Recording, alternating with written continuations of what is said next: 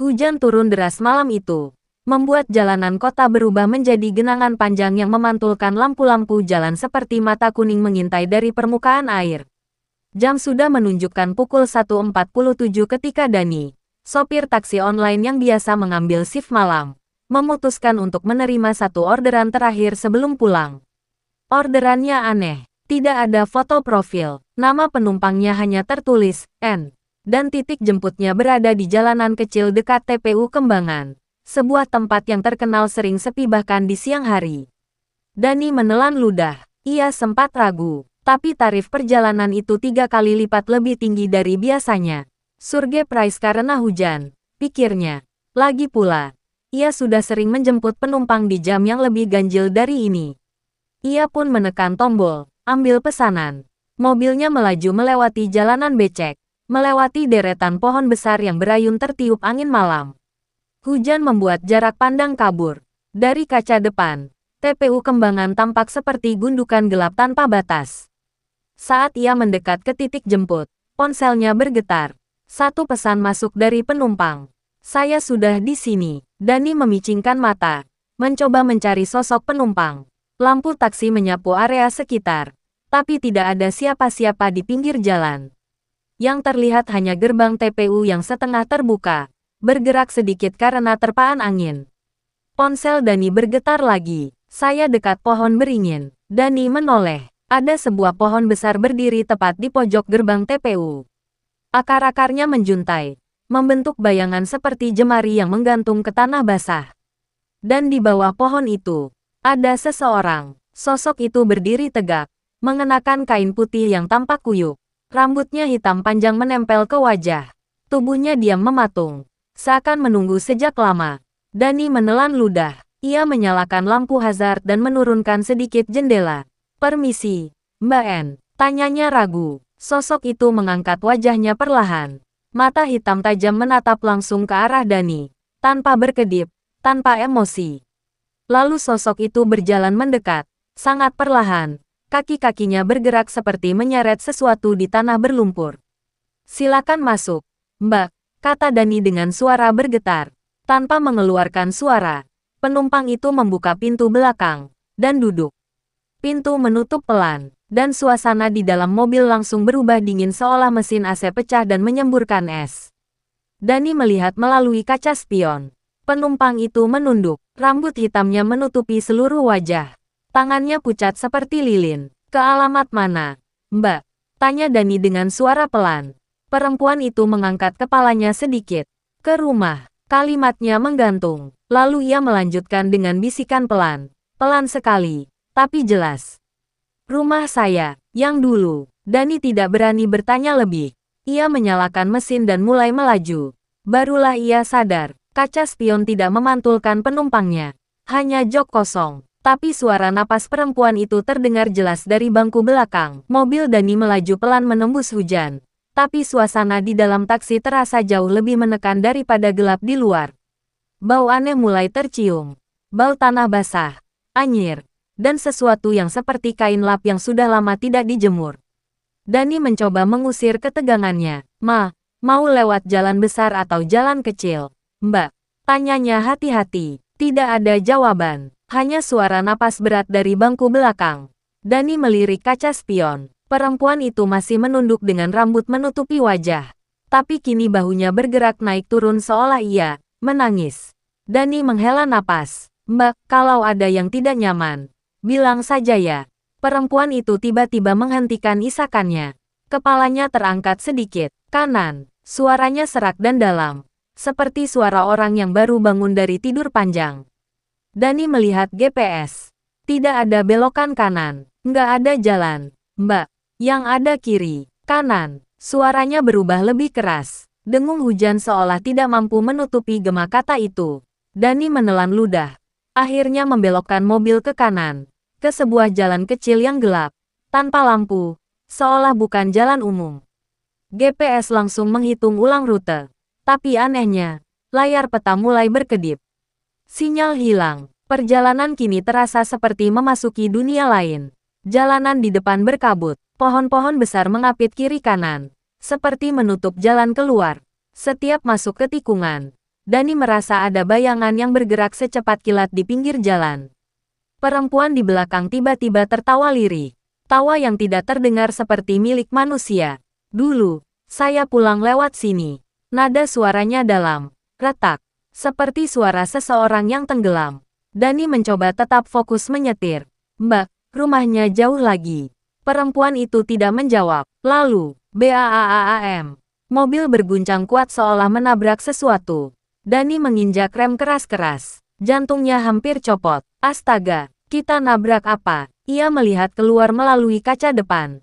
Hujan menutupi pandangan. Tapi di tengah jalan, ada sesuatu yang tergeletak. Seperti tubuh seseorang. Dani hendak membuka pintu untuk memastikan. Namun, jangan. Perempuan itu berbicara untuk pertama kalinya dengan suara datar. Kalau kamu turun, kamu nggak akan balik.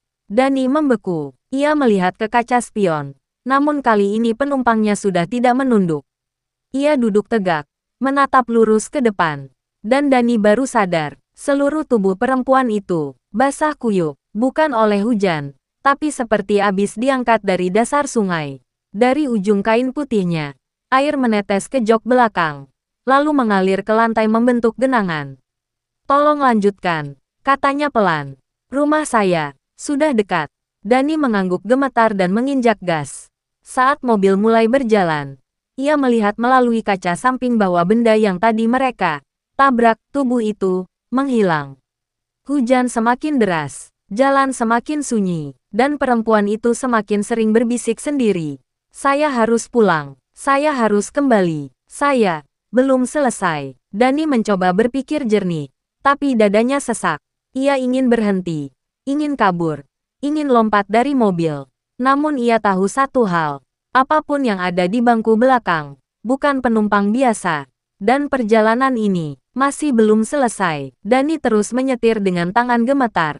Kabut makin tebal sampai lampu mobil serasa tak ada gunanya. Di belakang, perempuan itu mulai bersenandung pelan. Nada aneh seperti lagu anak-anak yang diputar terbalik. Tiba-tiba ia berkata, sudah sampai. Padahal di depan hanya ada jalan buntu dan hutan gelap. Dani menoleh lewat kaca spion. Perempuan itu sudah menatap langsung ke matanya. Wajahnya kini jelas. Kulit pucat kehijauan, bibir membiru. Dari hidungnya mengalir air keruh bercampur lumpur. Berhenti di sini. Ia menunjuk ke kegelapan. Dengan tangan bergetar, Dani menepi. Perempuan itu membuka pintu. Tapi pintu itu tidak berbunyi sama sekali. Seperti bukan benda fisik. Dia turun dengan langkah pelan, meninggalkan jejak air di aspal. Sebelum menghilang ke kabut, ia menoleh ke Dani. Senyum tipis, mengerikan. Terima kasih sudah mengantar saya kembali ke tempat saya mati. Dani terpaku. Perempuan itu berjalan masuk ke hutan. Semakin jauh, lalu tubuhnya tiba-tiba keruntuh seperti bayangan yang ditarik dari bawah. Sekejap hilang, hanya menyisakan suara air menetes. Padahal tidak ada sungai di sana. GPS Dani tiba-tiba hidup kembali dan peta menampilkan lokasi terakhir. Danau Kembangan, lokasi kecelakaan tenggelam. 3 tahun lalu, di jok belakang, Dani melihat sesuatu yang membuat darahnya membeku. Sabuk pengaman terikat rapat sendiri, seolah seseorang baru saja duduk di sana. Lalu suara pelan terdengar dari kursi belakang. Suara yang tidak mungkin ia dengar lagi. Besok, jemput saya lagi ya. Setelah malam mengerikan itu, Dani memutuskan berhenti narik taksi malam. Ia bahkan berencana berhenti total. Setiap kali ia duduk di belakang kemudinya, ia merasakan sensasi dingin menusuk, seolah ada seseorang yang duduk di bangku belakang, memperhatikannya dari kegelapan. Selama beberapa hari, hidupnya berjalan normal, atau setidaknya, itu yang ia coba yakini. Sampai kemudian, semuanya mulai kembali. Pada malam kelima, tepat pukul 1.47, ponselnya tiba-tiba bergetar. Padahal aplikasi taksi sudah ia hapus. Satu pesan muncul, penumpang menunggu. Dani menatap layar tanpa berkedip. Pesanan itu bertuliskan, N lokasi jemput, TPU Kembangan, pohon beringin. Dani langsung mematikan ponsel. Ia tak mau terlibat lagi. Tapi saat ia meletakkan ponsel, layar menyala sendiri. Notifikasi lain muncul. Tanpa ada aplikasi, tanpa suara. Kamu belum selesai mengantar saya pulang. Malam berikutnya, pesan yang sama muncul lagi, lalu lagi, dan lagi, hingga pada malam ke-8. Bukan pesan yang muncul, melainkan foto. Foto kabur dari kursi belakang mobil Dani. Ada seseorang duduk di sana. Perempuan itu, basah, membungkuk, dengan rambut menutupi wajah. Tubuhnya yang pucat memantulkan kilau aneh seperti air. Dani terjatuh dari kursi. Tubuhnya gemetar hebat. Ia membanting ponsel ke lantai, tetapi ponsel itu menyala lagi. Layar retak, memperlihatkan kalimat terakhir. Jangan tinggalkan saya sendirian, kita masih punya perjalanan. Sejak malam itu, Dani tidak keluar rumah sama sekali. Tetangga terakhir yang melihatnya mengatakan Dani duduk di mobilnya. Mesin mati, lampu mati, seolah menunggu seseorang. Dan setiap pukul 2 dini hari, orang-orang yang lewat dekat Danau Kembangan bersumpah melihat mobil itu melintas perlahan.